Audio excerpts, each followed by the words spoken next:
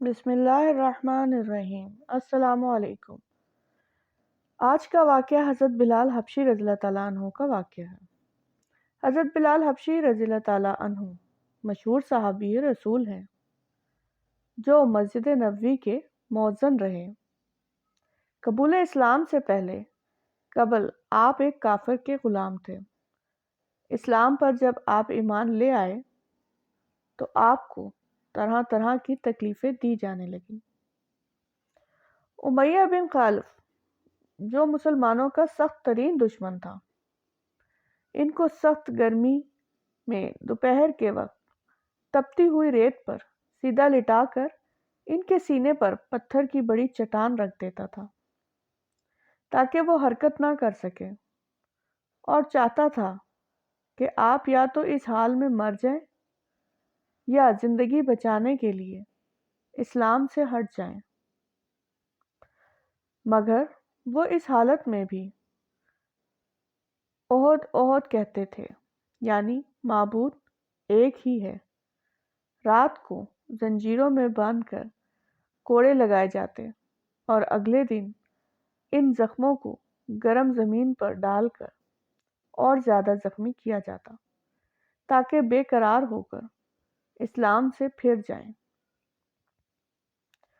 حضرت ابو بکر صدیق رضی اللہ تعالیٰ عنہ نے جب آپ کو اس حالت میں دیکھا تو اس کو خرید کر آزاد کر دیا۔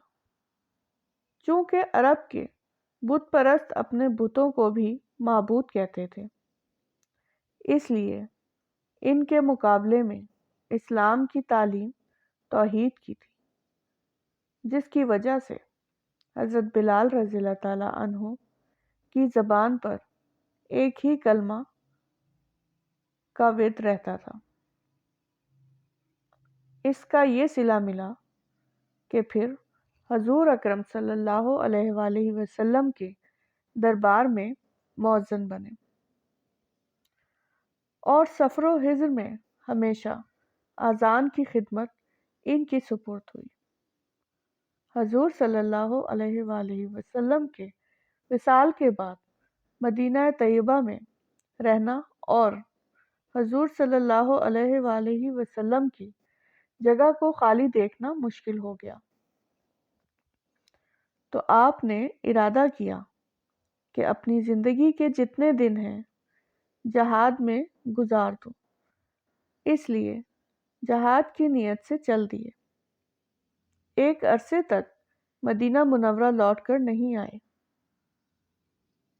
ایک مرتبہ حضور صلی اللہ علیہ وآلہ وسلم کی خواب میں زیارت کی۔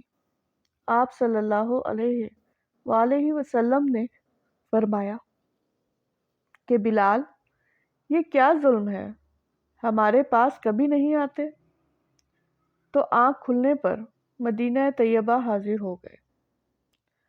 حضرت حسن رضی اللہ تعالیٰ عنہ اور حسین رضی اللہ تعالیٰ عنہ نے اذان کی فرمائش کی۔ لاڈلوں کی فرمائش ایسی نہیں تھی کہ انکار کی گنجائش ہوتی۔ جب آپ نے اذان کہنا شروع کی تو مدینے میں حضور صلی اللہ علیہ وآلہ وسلم کے زمانے کی اذان کانوں میں سن کر کوہرام مچ گیا۔ عورتیں تک روتی ہوئی گھروں سے نکل پڑیں۔ چنانچہ روزے قیام کرنے کے بعد واپس ہوئے اور 60 ہجری کے قریب دمشق میں آپ کا وصال ہوا۔